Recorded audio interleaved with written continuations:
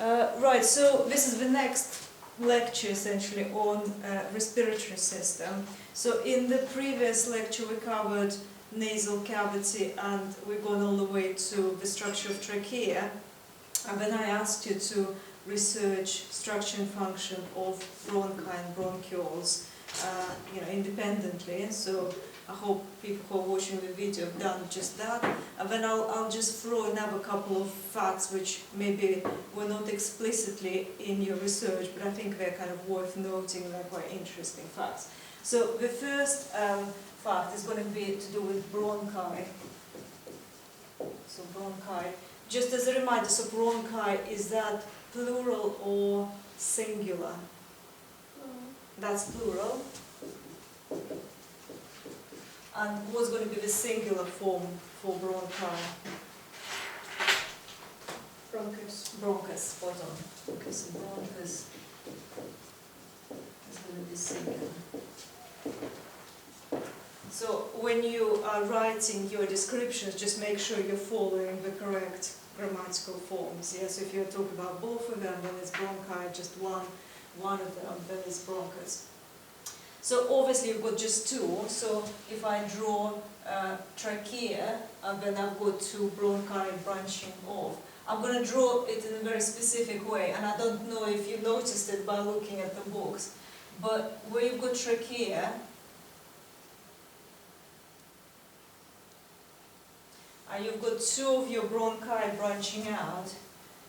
Can you see I'm drawing this one a bit larger in diameter and slightly straighter than this one? And if you, maybe I'm exaggerating it a little bit, but I just wanted to draw your attention to this fact.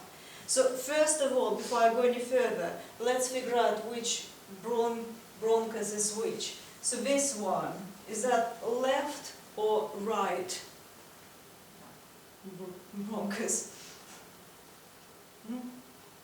Kira, did you have right? Is it not right? So this is that the right one? right one. And this one is therefore is left. Okay? Now I know it might sound like a bit silly, because, well, everybody knows their rights and lefts.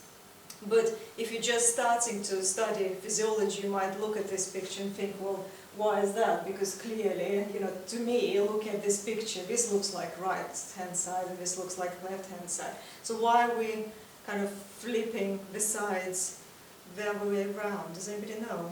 It's the patient's obviously. Exactly. So you're looking at it if you're looking at a patient. So basically I would take this picture and imagine as if it was inside my own chest, and therefore for me, standing here, that's going to be my left side and this is going to be my right side. So therefore all your diagrams, physiological pictures, images are always drawn in this way or photographed in this way. So your left side and your right side.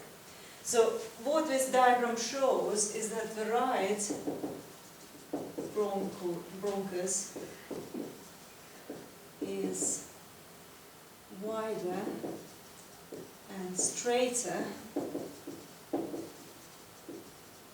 than the left one.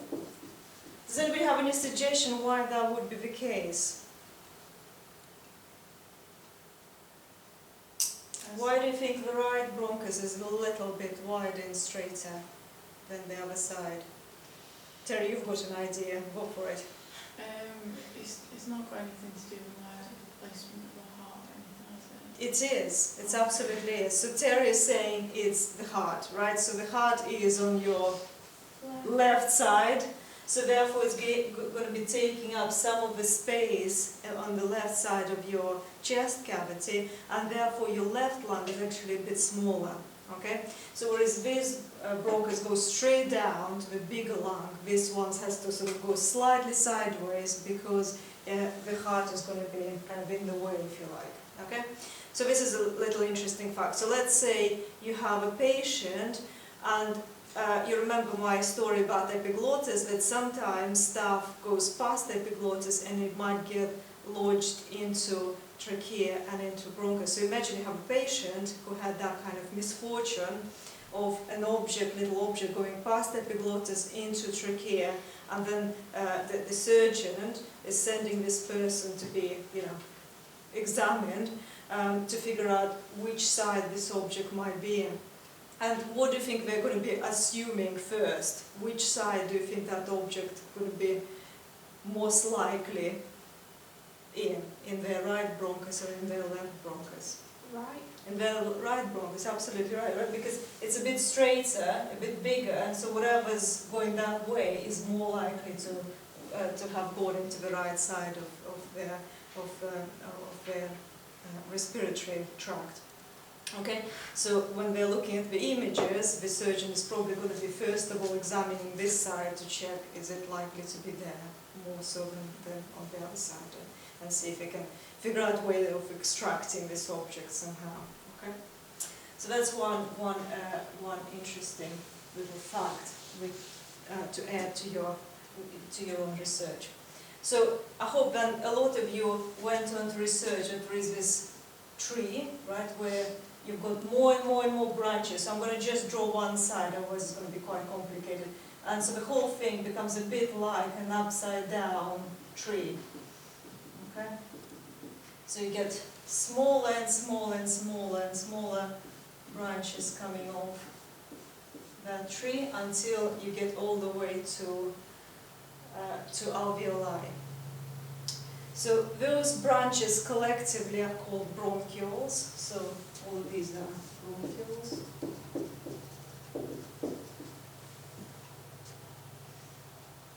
And so you've got kind of a series of going from bigger bronchioles into smaller and smaller and smaller bronchioles. So you start with primary bronchioles, and these are going to split into smaller secondary. And these in turn are going to split into terminal and finally into respiratory bronchioles.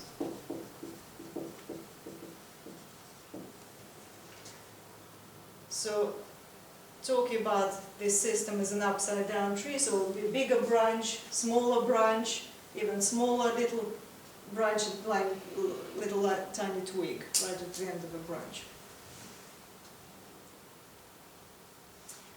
Okay, and here is the interesting fact. So these bronchioles still have rings cartilage on them. So where you look at diagrams in books or our diagram for respiratory tract, you can see that you've got these lines, and the little lines show rings of cartilage. So I'm not going to draw them too precisely, but those crossed lines basically show rings of cartilage, so contain rings of cartilage. However, terminal and respiratory bronchioles do not have rings of cartilage. Okay, they just have epithelial tissue and a bit of elastic tissue, but no cartilage. So no cartilage. Now, what I usually ask my students at this point is, do we have anybody who suffers from asthma? Or do you know anybody who suffers from asthma? Okay? Maybe, whoever's watching video, you've got experience of asthma attack, or you've known somebody, right? Maybe there's somebody in your family, in your friendship group. So even if you are not suffering from asthma, or you don't know anybody, let's sort of try to puzzle it out together. So when people have asthma attack, what essentially happens is they're finding it really hard to breathe air in and breathe air out. So they feel like they're choking. So which part of their respiratory system is tightening, right? What is actually stopping them from being able to easily let the breath in and out? Okay, Laura, you've got an idea. The bronchioles. Well, specifically, which bronchioles are we talking about? What's your theory? To the left. Is it on the left side? Well, I mean, it's the same going to apply to the right side, yeah? I mean, the same logic is going to be here, okay? Would it be the primary and the secondary? Well, So are these the sections, primary and secondary bronchioles, are they going to be the ones which are tightening and stopping this person from breathing? Is that your suggestion? Cartilage. Okay, so therefore what? So if it's got cartilage, Contract. can cartilage contract? What was the property of cartilage we mentioned earlier on? Abby, you had a go describing what cartilage does. It keeps its structure. It keeps its structure, and it's one of the properties of cartilage was that it was.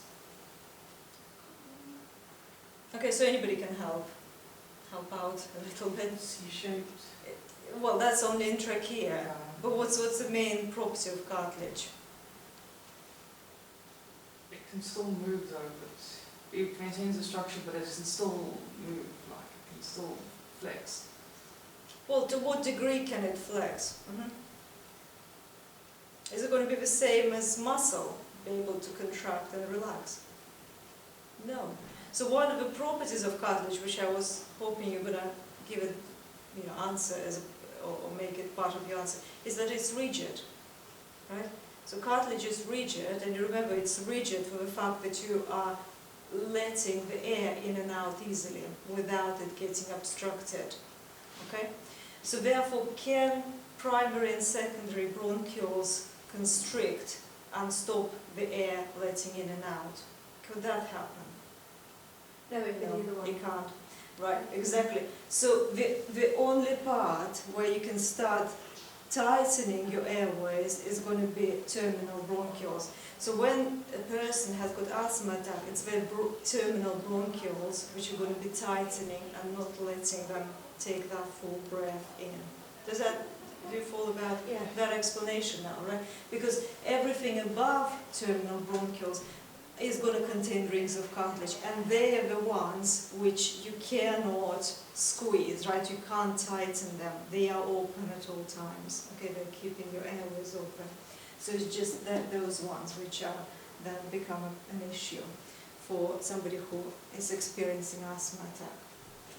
So these are just sort of a couple of interesting points which are more to do with medicine, I suppose, or maybe something you will come across when you're treating a patient, okay? You need an understanding of what's happening in the body. So from this point on, I'm going to start talking about alveoli, okay? And that basically brings you on to the second question of this assignment. So in the respiratory bronchioles are going to end in structures called alveoli. Yeah, I have a quick question. Yeah, please do ask. You know how there's the different types of bronchioles? Yeah. Is it not only like the phase 2 contain cartilage and the other two don't? Yeah. Doesn't the actual types of epithelium actually change as well? Yes, it does, because in bronchioles, right, the epithelium is going to be thicker, and when you get to alveoli, it's going to get a lot thinner, and we'll see why in a minute, okay? It's still going to be epithelial tissue, but it's got certain properties which epithelial in bronchioles don't have. And I think that, my next diagram is going to be hopefully kind of part of the answer of that question. So what I wanted to write down is that respiratory bronchioles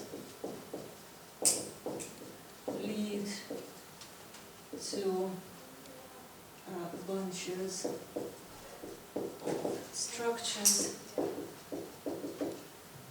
called alveoli. So usually in books, alveoli are often referred to or described as bunches of grapes. So essentially, if you imagine respiratory bronchioles as a stem of a bunch of grapes, and then right at the end of the stem, you've got lots of little bubbles, if you like, which would be alveoli. Okay? So you remember again, alveoli will be plural, alveolus is going to be singular. So on my next diagram, we're going to have a go at drawing a single alveolus. Okay? So it's going to be a cross-section, of an alveolus. that's going to be my next diagram. Now this diagram is going to take a little bit of time, and I know it looks fairly complicated, but I think it's worth having a go at drawing it, because I think when you're again drawing it yourself, you really think about placement of different structures and what each structure represents. So that's what we're going to have a go at. So what I'm aiming for, first of all, is going to be alveolus, which is going to be that kind of shape, like a little bubble. Okay? And then alongside my alveolus, I'm going to be drawing the smallest possible blood vessel. What's the smallest possible blood vessel called? What's the technical term? Capillary. So that's going to be a capillary. And that's going to be my alveolus, but this is like a simplified picture. Now I'm going to zoom into it and give it a lot more detail. So, I have to bear with me here. So I'm drawing a lot of very flattened ovals, and I'm going for the shape of alveolus here. So overall shape is going to be that. And that shape is made of lots and lots of flat ovals, a bit like that. Now, inside each of my flat ovals, I'm going to draw a little dot.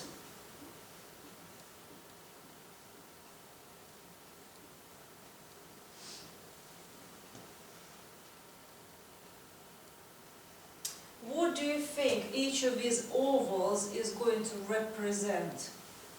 So this is, we're talking here about microscopic structure, so it's not something you can see with your naked eye. If you have a cross-section of a lung and look at it with your naked eye, that's not what you'll be able to see. So I'm looking under the microscope to be able to see something like that.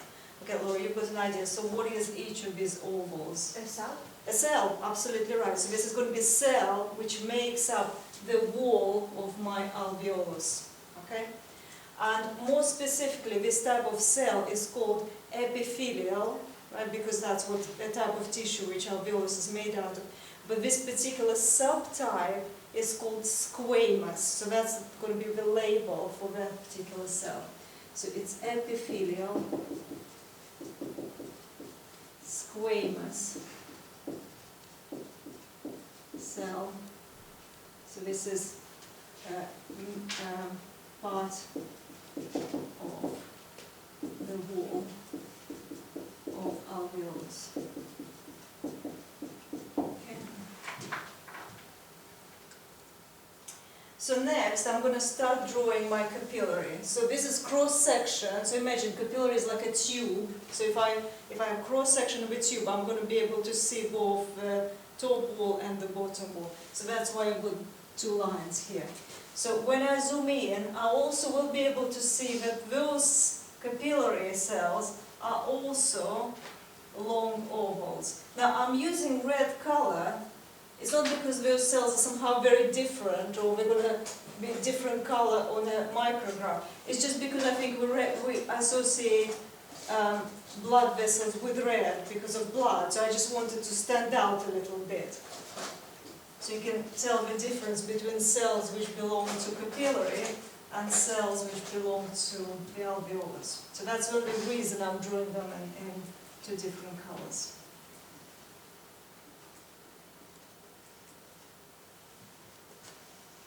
Okay, so same as before, I'm going to draw a little dot in each of my flattened ovals.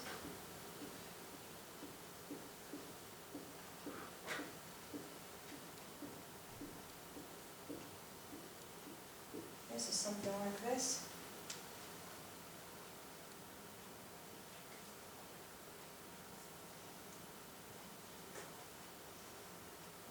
So this is my capillary.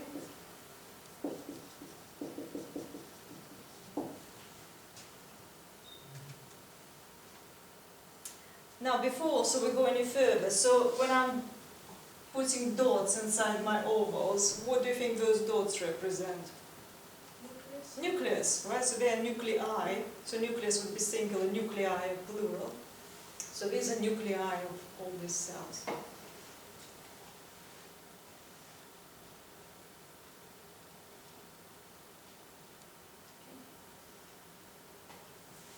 Oh, I misspelled it here. Sorry, just noticed. Nobody's perfect. Epithelial, there you go. So if I misspell something, give me a shout, by the way. Particularly as I'm videoing, people are going to get proper confused. So you keep me in check, please. Relying on you, yeah? So again, as before, those ovals in the capillary are also cells. Which type of tissue do you think they are going to belong to?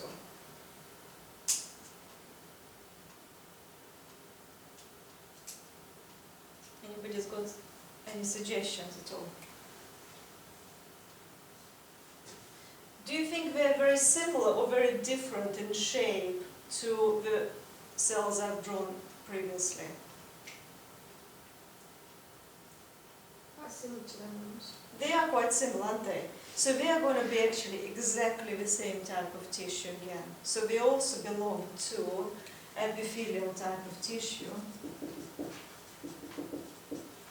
And moreover, they are not just the same type of tissue, they are also the same subtype. So they also belong to squamous subtypes. It's epithelial squamous.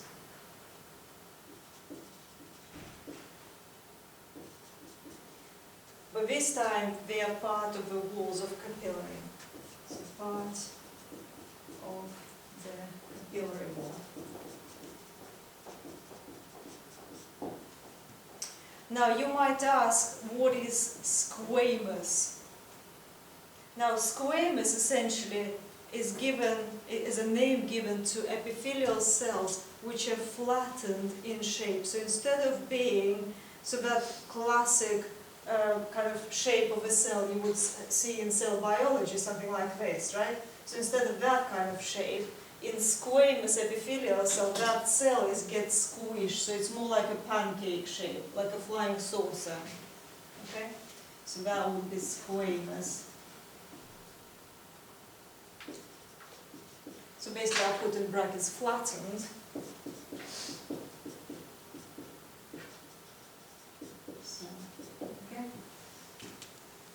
So squamous refers to the shape of those cells. I'm going to wipe this off. Are they quite a common cell in the body? They are found in a lot of structures, specifically in capillaries. So all capillaries are going to be epithelial squamous cells. And in alveoli. From the top of my head, I would struggle to name another structure, but there are probably other structures as well in your body which include epithelial cell. Now you remember that in our nasal cavity we had also epithelial cells, but they were more like cylinders, right? So they're called palisade because of the the shape of them, a bit like a fence, right? One sort of shape next to another. Whereas these ones are more like those flying saucer shapes. And that's where the term squamous comes from. Okay, so let's now talk about what is happening on this picture, which is to do with respiration. So we're going to breathe in some air, and that air is going to contain a quantity of oxygen, right? So there's going to be some oxygen in this picture, inside my alveolus. And there is going to be also some carbon dioxide, because that's something which we also have to deal with, another substance which our respiratory system has to exchange. You will also have a quantity of oxygen inside your capillary, and you also will have some carbon dioxide inside your capillary as well. So what I'd like you to do next is figure out where would I have high amount of oxygen on this diagram and where I would have low amount of oxygen on this diagram and why. So let me just write down this question. So don't write it next to your diagram. I won't be writing it here because I haven't got much space. So just leave yourself a little bit of space. So where do we have low and high amounts of oxygen and carbon dioxide on this diagram, and why? Can you also not just say where, but also try to justify your answer? What is the logic there? Why would you have high amount of oxygen in this particular place? Why would you have low amount of oxygen or low amount of CO2, whatever it is, in that particular place? So I need you to have a go at linking it to physiology, okay? To something we talked about previous week in the first lecture. So I'm going to ask people watching the video do exactly the same job. So I'm going to pause here and then we'll do the next section after the pause.